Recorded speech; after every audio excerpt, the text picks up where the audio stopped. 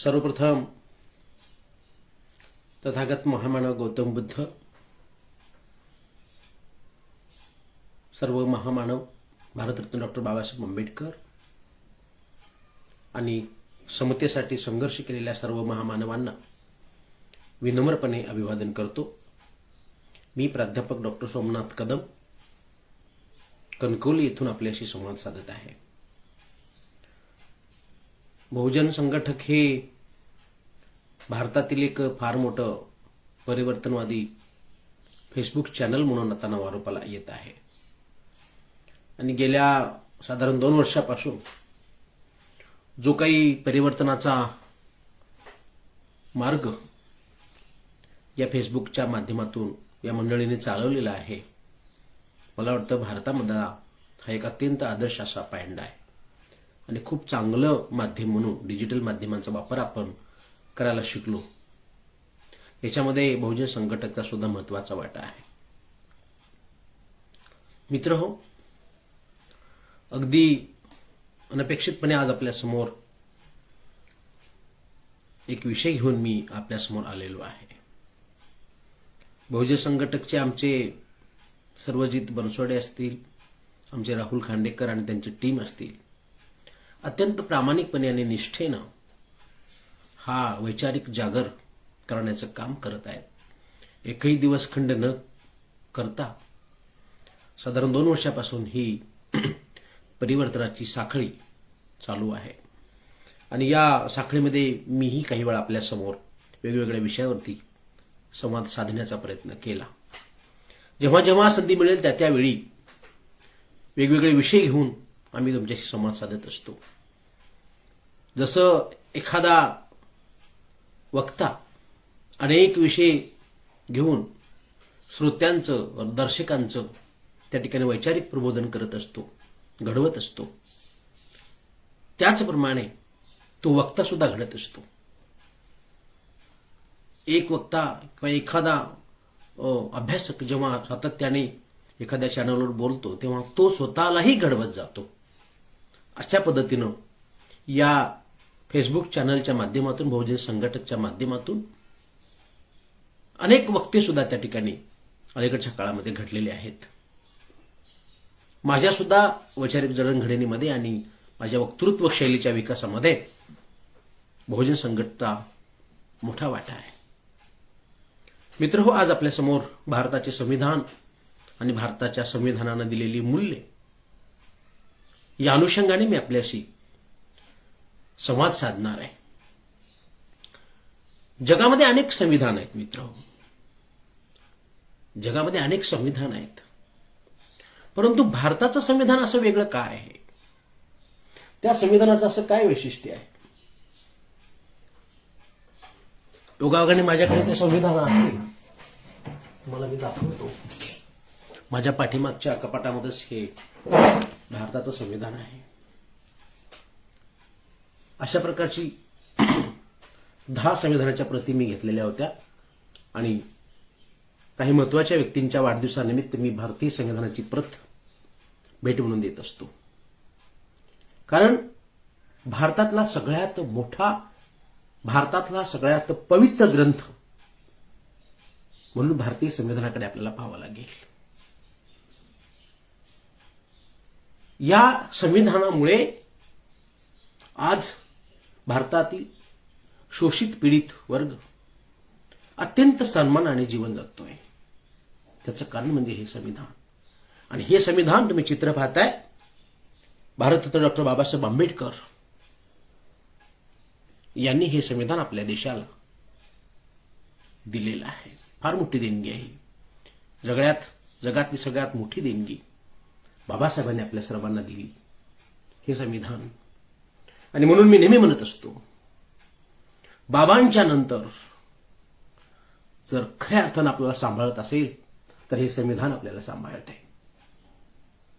हे बाबा खऱ्या अर्थानं आपले, बाबांच्या नंतरचे बाबा भारतीय संविधान।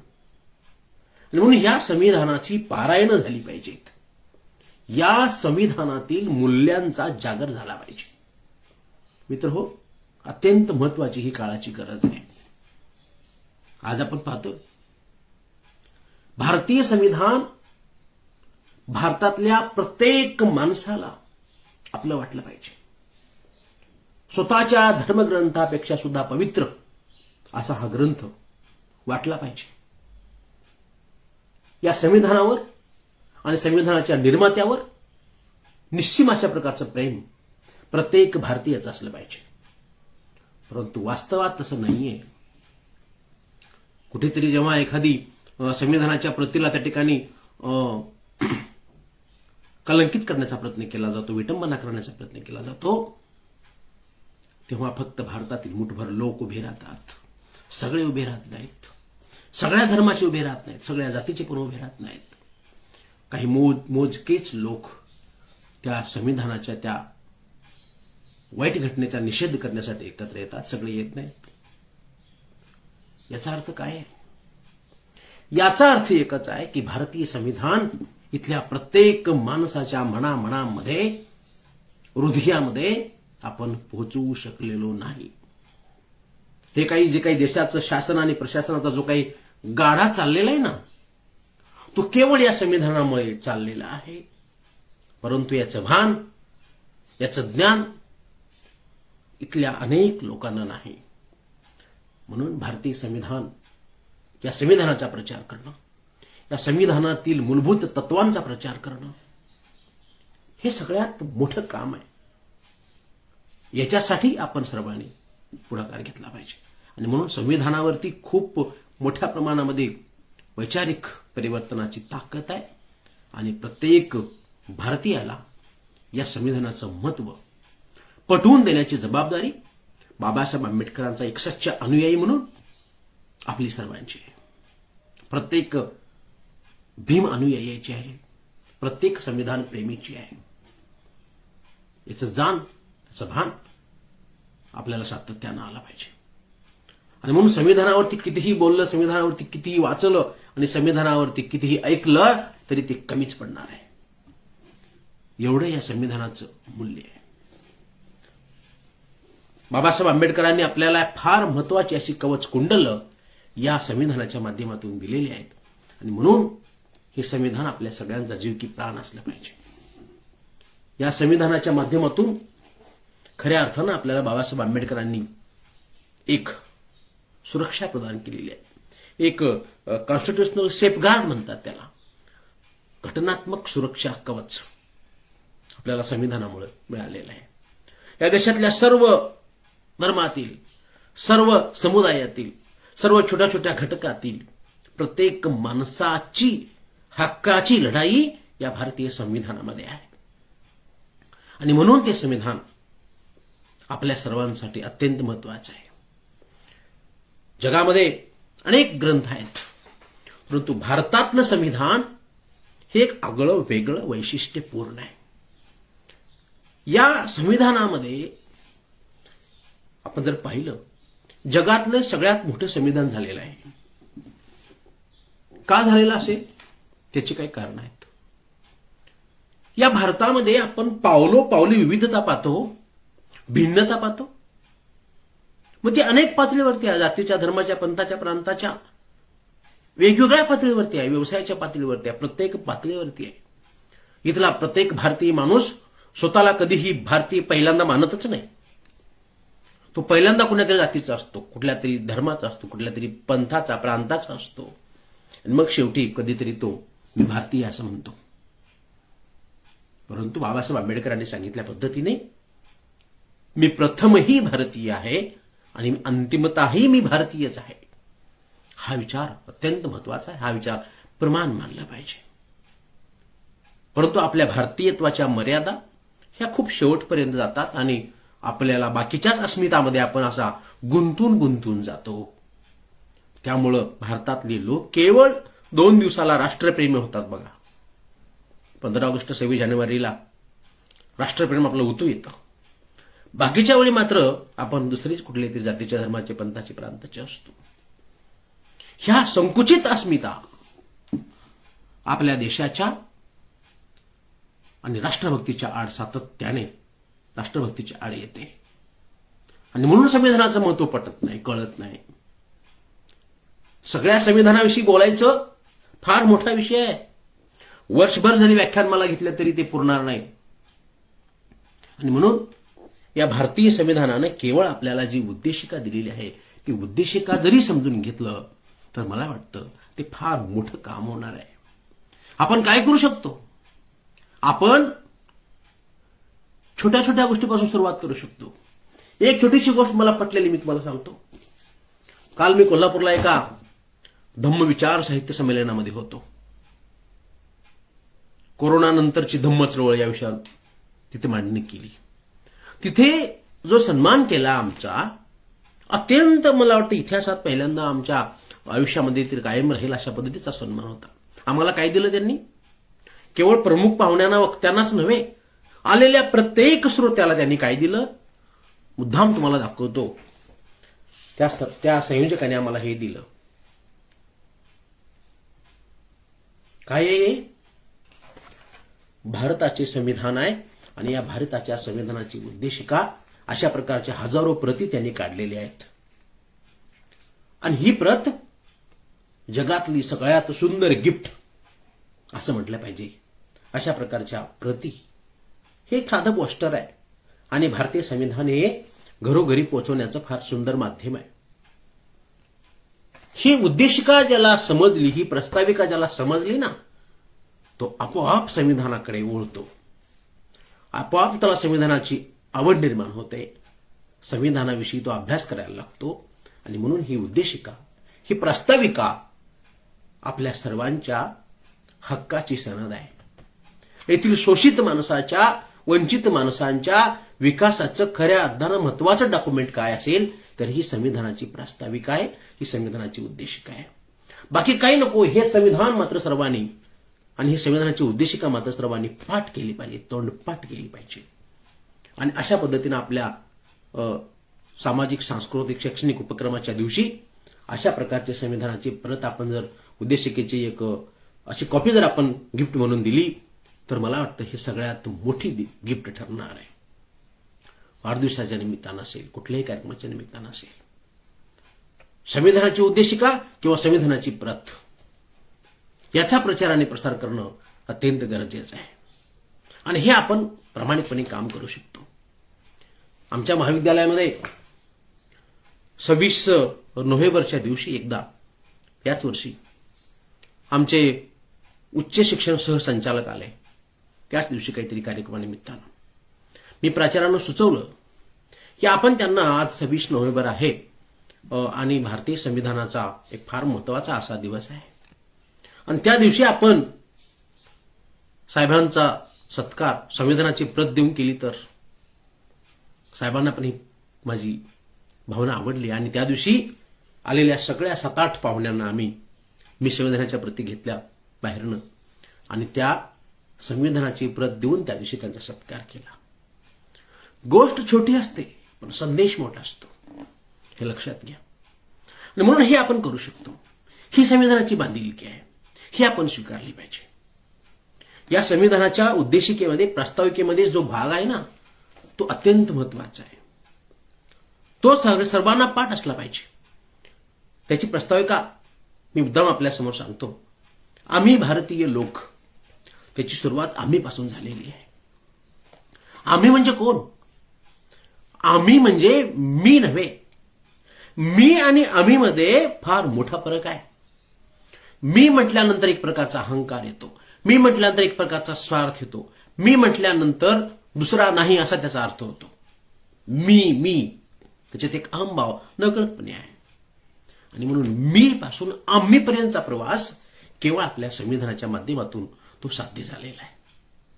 म्हणून सुरुवात करत असताना आम्ही या शब्दाने केलेली आहे. आम्ही भारताचे लोक, जे जे भारताचे नागरिक आहेत ते सगळे भारताचे लोक म्हणजे आम्ही भारतीय लोक, जे या भारतामध्ये राहतात. श्रीमंत असतील, गरीब असतील, कुणीही असेल, जो भारताचा,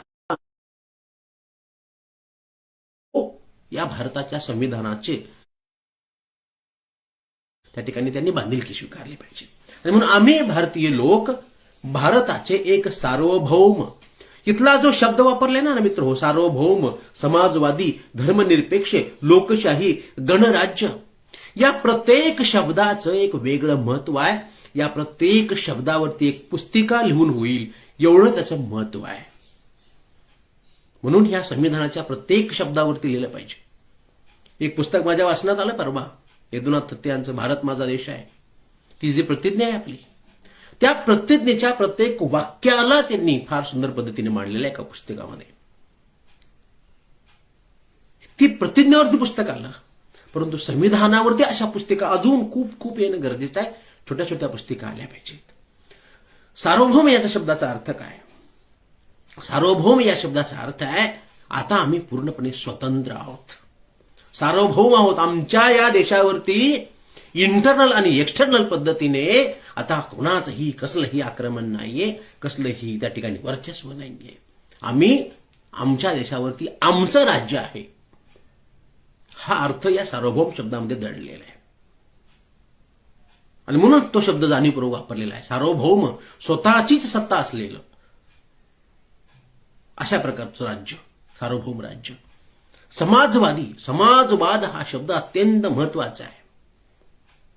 समाजवाद याच्यामध्ये सर्व देशातील प्रत्येक माणसाचा त्या ठिकाणी सहभाग नोंदवलेला आहे.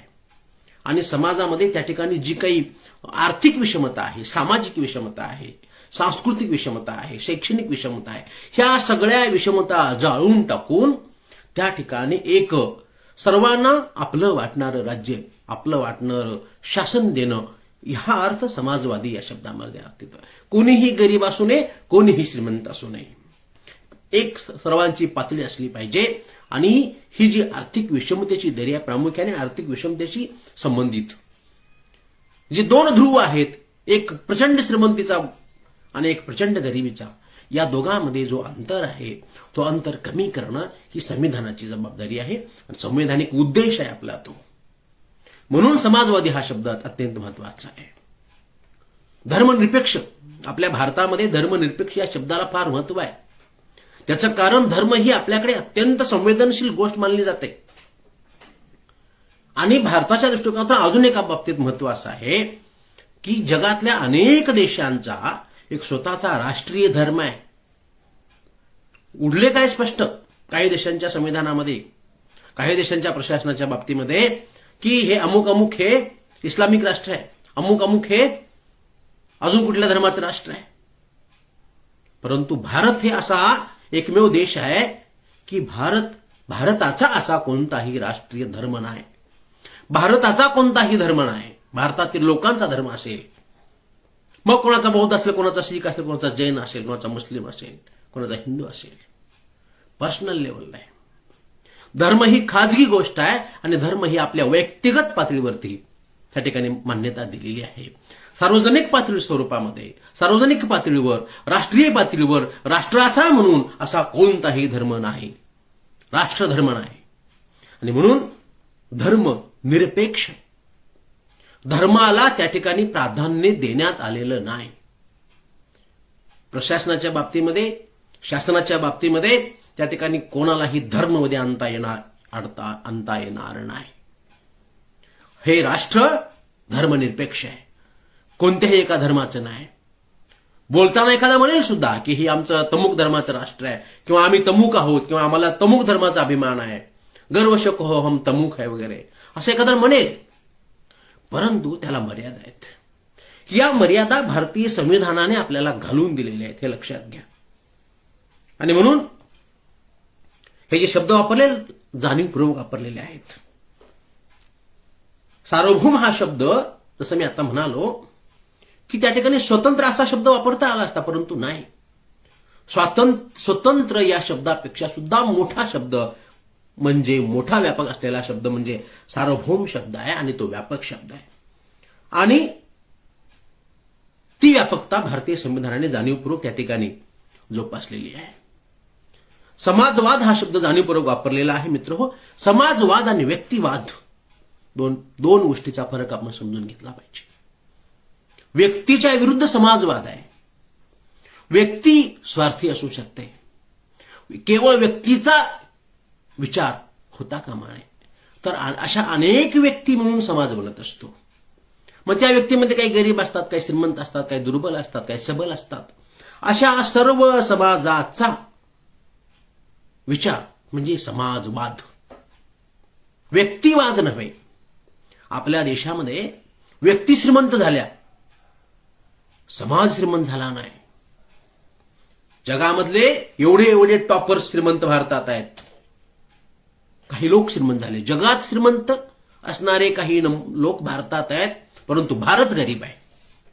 म्हणजे व्यक्ती श्रीमंत झाला, समाज गरीब राहिला. समाजवाद हे तत्व आपण रुजवू शकलो नाही, जे आपल्या संविधानामध्ये दिलेलं आहे.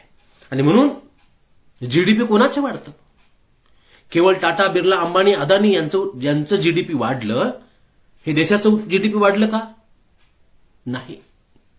या देशातील प्रत्येक माणसाचं दरडोई उत्पन्न वाढलं पाहिजे, हा आपला संकल्प आहे, हा आपला उद्देश आहे, हा संविधानाचा संकल्प आहे.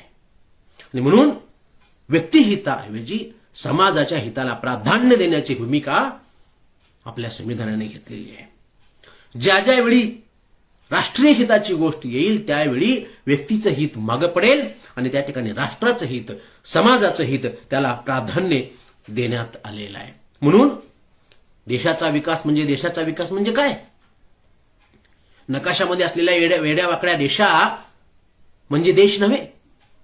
देश म्हणजे देशातील लोक, आणि या लोकांचा विकास म्हणजे राष्ट्राचा विकास, म्हणजे देशाचा विकास आहे. ही भावना आपण समजून घेतली पाहिजे.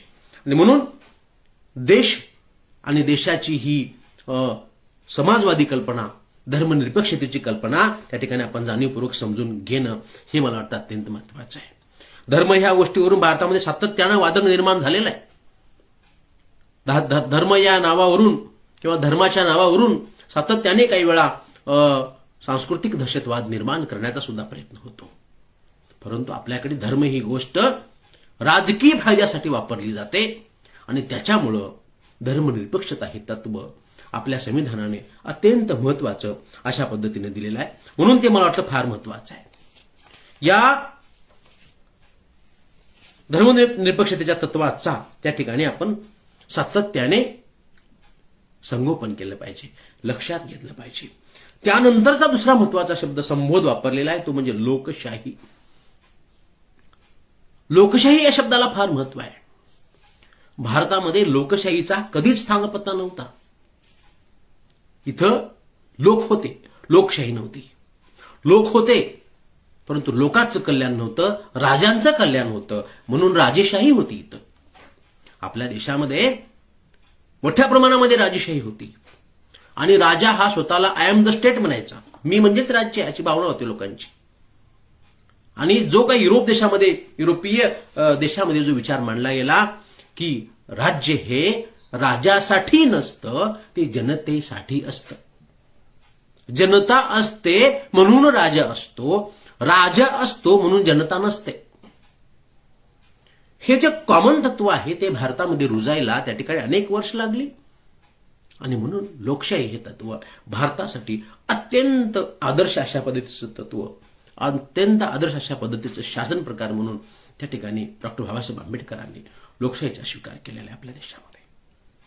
कारण इथली जी मानसिकता होती या देशातली की सातत्याने हुकुमशाहीची होती, सातत्याने राजशाहीची होती. मी म्हणजे कोणीतरी श्रेष्ठ आहे आणि इतरांपेक्षा मी श्रेष्ठ आहे, बाकी सगळे कनिष्ठ आहेत आणि म्हणून मी राजा आहे आणि म्हणून माझा हुकूम सर्वांनी पाळला पाहिजे. अशा प्रकारची हुकुमशाहीची वृत्ती आजही आपल्याला दिसते. खेडोपाड्यामध्ये दिसते, शहरामध्ये दिसते. कधी जातीच्या माध्यमातून, कधी धर्माच्या माध्यमातून, कधी प्रदेशाच्या माध्यमातून आपल्यामध्ये ती डोकावताना आपल्याला दिसते. आणि म्हणून ही अत्यंत घातक पद्धती बंद करण्यासाठी लोकांची सत्ता, लोकांचं सार्वभौमत्व, लोकांचं बहुमत समोर आणण्यासाठी आणि लोकांना, प्रजेला, जनतेला केंद्रभूत करण्यासाठी त्या ठिकाणी लोकशाही असा हा संबोध आपल्या देशामध्ये वापरलेला आहे. आणि लोकशाहीची प्रतिष्ठापना संविधानाने आपल्या देशामध्ये केलेली आहे. लोकशाहीची साधी सोपी व्याख्या आपल्याला माहित आहे, अनेकांना माहित आहे. For the people, by the people, to the people. लोकांनी लोकांसाठी चालवलेले लोकांचे राज्य म्हणजे लोकशाही आहे आणि हे भारतामध्ये आपण त्या लोकशाहीचा स्वीकार केलेला आहे आणि आपण निवडून दिलेले प्रतिनिधी आपल्यावरती राज्य करतात. ही अशा पद्धतीची लोकशाही. भारतामध्ये लोकशाहीचा स्वीकार करणं ही एक अत्यंत ऐतिहासिक घटना आहे आणि भारतामध्ये आज एवढ्या वर्षानंतर सुद्धा लोकशाही तग धरून आहे, टिकून आहे. ही एक अत्यंत क्रांतिकारी घटना आहे. क्रांतिकारी घटना मी यासाठी म्हणतो मित्र हो, की जगातल्या अनेक देशामध्ये लोकशाही कोलमडून पडली, उद्ध्वस्त झाली, परंतु भारतामध्ये एवढ्या सगळ्या प्रकारची भिन्नता असून सुद्धा त्या ठिकाणी लोकशाही आजही ताकदीने उभी आहे. जगातला सगळ्यात मोठा लोकशाही देश म्हणून भारताचा गौरव केला जातो आज. ही ताकद आपल्याला केवळ या संविधानाच्या माध्यमातून प्राप्त झालेली आहे आणि म्हणून ही लोकशाही अत्यंत महत्वाची आहे. आणि ह्या लोकशाहीचं शासन राबवणं, जपणं ही आपल्या समोरचं फार महत्वाचं अशा प्रकारचं चॅलेंज आहे मित्र हो. या लोकशाहीमध्ये त्या ठिकाणी बाबासाहेब आंबेडकरांना अपेक्षित असलेली जी लोकशाही होती ती पुन्हा फार व्यापक होती, हे लक्षात घ्या. आपण बाबासाहेब आंबेडकरांना त्या ठिकाणी राजकीय लोकशाही अपेक्षित होती, सामाजिक लोकशाही अपेक्षित होती, आर्थिक लोकशाही अपेक्षित होती. आपल्या देशामध्ये आतापर्यंत आपण केवळ पॉलिटिकल डेमोक्रेसी पर्यंत आपण पोहोचलेलो आहोत. केवळ राजकीय लोकशाही आपल्याकडे मिळालेली आहे. मतदानाचा अधिकार आपल्याला मिळालेला आहे. एक मत आणि एक मतदानाचा अधिकार आपल्या सर्वांना प्राप्त झालेला आहे. ही सुद्धा फार मोठी घटना आहेच. परंतु याच्या पुढे जायला पाहिजे. आर्थिक लोकशाही आली पाहिजे, सामाजिक लोकशाही आली पाहिजे, परंतु त्याच्यापर्यंत आपण अजून सुद्धा त्या ठिकाणी पोहोचू शकलेलो नाही. आणि म्हणून ही लोकशाही अजून पुन्हा त्या ठिकाणी अजून व्यापक पद्धतीनं पुढे घेऊन जाणं मला वाटतं ही अत्यंत महत्वाची अशी काळाची गरज आहे. ही लोकशाही आणि हे गणराज्य आपल्या देशामध्ये आम्ही भारतीय लोक भारताचे एक सार्वभौम समाजवादी धर्मनिरपेक्ष लोकशाही गणराज्य घडवण्याचा आणि त्याच्या सर्व नागरिकास सामाजिक, आर्थिक, राजनैतिक स्वरूपाचा न्याय ही संकल्पना अत्यंत महत्वाची अशी वापरलेली आहे. कारण आपल्या देशामध्ये सातत्याने अन्यायच होता हो. एका वर्गाने दुसऱ्या वर्गावर अन्याय करायचा, पुरुषाने स्त्रीवर अन्याय करायचा, क्षत्रियांनी वैश्यावर अन्याय करायचा, वैश्याने शूद्रावर अन्याय करायचा आणि ह्या सगळ्यांनी मिळून त्या ठिकाणी सर्व जनतेवर अन्याय करायचा. अशा प्रकारची ही अन्यायाची सगळी शासन व्यवस्था होती. म्हणून न्याय नावाची गोष्ट जी आपल्या भारताच्या शासकीय राजकारणामध्ये आतापर्यंत स्वातंत्र्याच्या आधी कधीच नव्हती, न्यायच नव्हता मिळत, ती न्यायाची संकल्पना आपल्या देशामध्ये संविधानाच्या माध्यमातून निर्माण झाली. आणि संविधानाचा हा उद्देश आहे की आपल्या देशामध्ये राजकीय न्याय, आर्थिक न्याय आणि राजनैतिक न्याय सर्वांना मिळाला पाहिजे. सामाजिक पातळीवरती कसल्याही प्रकारचा भेद राहता कामा नये, आर्थिक पातळीवरती कुठल्याही प्रकारचा भेदाभेद होता कामा नये आणि राजनैतिक पातळीवर सुद्धा त्या ठिकाणी कोणत्याही प्रकारचा भेद होता कामा नये. तेव्हा त्या ठिकाणी न्यायाची अपेक्षा आपण करू शकतो. म्हणून न्याय हे तत्व प्राणभूत तत्व म्हणून आपण स्वीकारलेलं आहे. त्यानंतर विचार, अभिव्यक्ती, विश्वास, श्रद्धा व उपासना याचं स्वातंत्र्य आपल्याला दिलेलं आहे. कुठल्याही एखाद्या विचारसरणीचा आपण त्या ठिकाणी प्रचार करू शकतो, आपण आपले विचार मांडू शकतो, आपण एखाद्या विचारावरती श्रद्धा ठेवू शकतो, एखाद्या पंथाची, एखाद्या देवदेवतांची उपासना आपण करू शकतो. ही आपल्याला समानता दिलेली आहे, स्वातंत्र्य दिलेलं आहे. परंतु याला काही निश्चितपणे मर्यादा घालून दिलेल्या आहेत. आपल्या स्वातंत्र्याचा अधिकार आपण तोपर्यंतच घेऊ शकतो जोपर्यंत दुसऱ्याच्या स्वातंत्र्यावर गदा येत नाही. लक्षात घ्या. आणि म्हणून हे जे स्वातंत्र्य आहे ते स्वातंत्र्य ही अत्यंत व्यापक अशी गोष्ट आहे. व्यक्तिगत पातळीवर आणि सार्वजनिक पातळीवरती त्या ठिकाणी या स्वातंत्र्याचं मोल हे अधिक प्रमाणामध्ये आहे. आणि हे स्वातंत्र्य आपल्याला व्यक्तिगत पातळीवरती आहे आणि सामूहिक पातळीवरती आहे, परंतु त्याला मर्यादा त्या ठिकाणी घालून देण्यात आलेल्या आहेत. आणि स्वातंत्र्य म्हणजे स्वैराचार नव्हे, या एका वाक्यामध्ये आपल्याला सर्व काही समजून येण्यासारखं आहे. म्हणून ही जी दुसरा मुद्दा आहे दर्जाची आणि संधीची समानता. आपल्या देशामध्ये दर्जा आणि संधी या दोन्ही बाबतीमध्ये त्या ठिकाणी पूर्णपणे आकलन झालेलं नव्हतं. म्हणून त्या ठिकाणी समानता निर्माण करत असताना सर्वांना समान संधी मिळाली पाहिजे आणि सर्वांचा समान दर्जा असला पाहिजे, याही गोष्टीची जाणीव आपल्याला करून देण्यासाठी ही संविधानाची उद्देशिका त्या ठिकाणी अत्यंत महत्वाची आहे. आणि म्हणून आपल्या देशामध्ये समतेचा आपण जर विचार केला तर मित्र हो, आपल्या देशामध्ये समता ही गोष्ट आपल्या देशामध्ये कधीही नव्हती. सातत्याने विषमतेचं माहेरघर अशा पद्धतीचं आपल्या भारताचं शासन होतं. पदोपदी विषमता होती आणि ती विषमता नष्ट करून समतेचं राज्य आणणं ही काळाची गरज होती. आणि म्हणून ही समता निर्माण करण्याचा संकल्प आपल्या संविधानानं सोडलेला आहे. आर्थिक सत्ता, आर्थिक समता, सामाजिक समता आली पाहिजे. केवळ राजकीय समता येऊन चालणार नाही. आणि म्हणून शासनाचा हे उद्देश आहे की त्या ठिकाणी सत्तेवरती कुठल्याही एका विशिष्ट गटाचं किंवा व्यक्तीचं वर्चस्व त्या ठिकाणी येता कामा नये आणि त्या ठिकाणी समाजामध्ये कधीही कोणत्याही कसल्याही प्रकारचे भेदाभेद त्या ठिकाणी निर्माण होता कामा नयेत, अशा प्रकारची काळजी घेणं मला वाटतं अत्यंत महत्वाचं आहे. आज आपण पाहतोय कधी कधी राजकीय सत्तेवरती आर्थिक सत्तेचा त्या ठिकाणी अप्रत्यक्षपणे प्रभाव असतो. तो असता कामा नये. शासनाच्या सत्तेवर कुणाचाही त्या ठिकाणी कसल्याही प्रकारचा प्रभाव निर्माण होता कामा नये. आणि म्हणून तोपर्यंत भारतीय संविधानाचा उद्देश साध्य होणार नाही.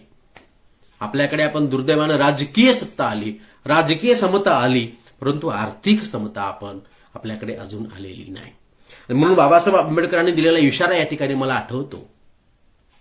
बाबासाहेब आंबेडकरांनी असा इशारा दिलेला आहे आपल्या भारतवासियांना की विषमतेने ग्रासलेले लोक ही राजकीय व्यवस्था उद्ध्वस्त केल्याशिवाय राहणार नाहीत.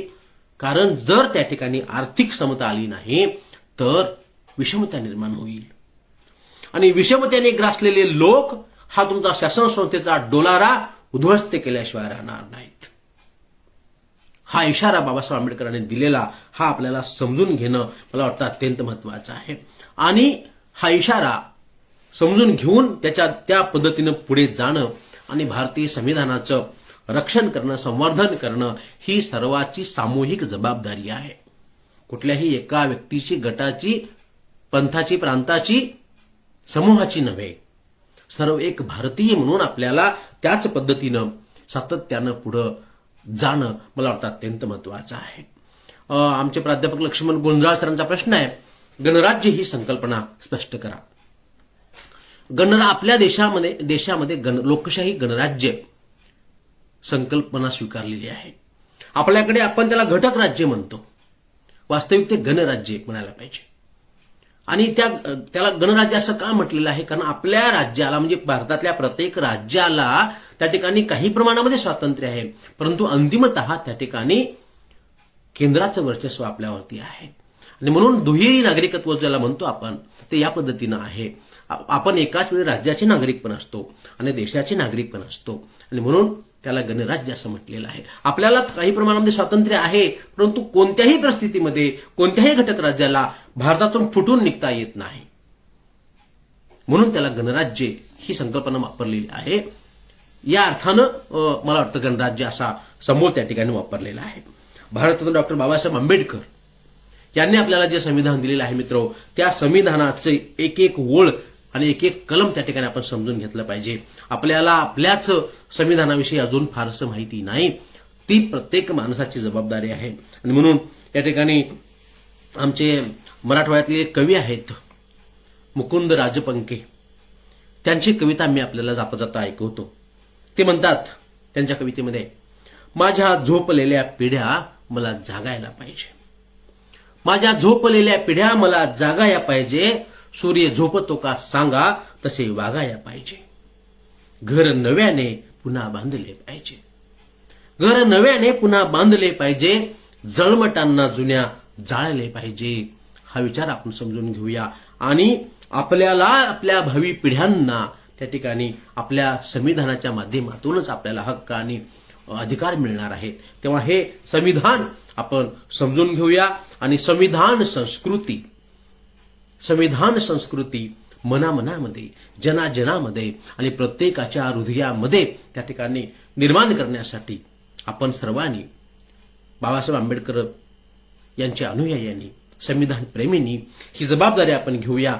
आणि मला वाटतं आता बाबासाहेब आंबेडकरांच्या जयंतीच्या निमित्तानं असू द्या किंवा संविधान दिनाच्या निमित्तानं असू द्या किंवा प्रजासत्ताक दिनाच्या निमित्तानं का असेना, आपण सर्वांनी असा संकल्प केला पाहिजे की आता बाबासाहेब आंबेडकरांचा विचार जो संविधानामध्ये आहे ते संविधानाचा विचार आपण सर्वांकडे पोहोचूया. बाबासाहेब आंबेडकरांचे अनुयायी इतर सर्व समूहामध्ये मोठ्या प्रमाणामध्ये आता निर्माण होत आहेत आणि ती वाढवण्याची आपल्या सर्वांची सामूहिक जबाबदारी आहे. तेव्हा अत्यंत अनपेक्षितपणे आज बोलण्याची संधी या ठिकाणी आमचे राहुल खांडेकर यांनी मला दिली आणि आपण सर्वांनी पण काही प्रमाणामध्ये चांगल्या पद्धतीने प्रतिसाद आपण सर्वांनी दिलात. मी आपल्या सर्वांचे मनपूर्वक आभार मानतो. आमचे अनेक मित्रही या निमित्ताने जॉईन झालेले आहेत. मी आपल्या सर्वांचे, सर्व मित्रांचे, फेसबुक फ्रेंड्स, बंधू भगिनींचं मी मनापासून आभार मानतो आणि या ठिकाणी थांबतो. हा व्हिडिओ सगळीकडे शेअर होणार आहे. आज अचानकपणे वेळेची वेळ बदलल्यामुळं त्या ठिकाणी अनेकांना हा आजचं व्याख्यान ऐकता आलेलं नाहीये आणि म्हणून आमचे राहुलजी तो व्हिडिओ आपल्या सगळ्या ग्रुपवरती शेअर करतील, तेव्हा तो अधिकात अधिक लोकांनी, आपण मित्रांनी ऐकावा. अधिकात अधिक बहुजन संघटक या पेजला आपण लाईक करावं, अशा प्रकारची मी विनंती करतो. आणि माझं तुम्ही आतापर्यंत शांत पद्धतीने ऐकून घेतलात, मोठ्या प्रमाणामध्ये शेअर केलात, सर्वांचे मनपूर्वक आभार मानतो आणि या ठिकाणी थांबतो. त्या ठिकाणी सर्वांचे आभार मानतो.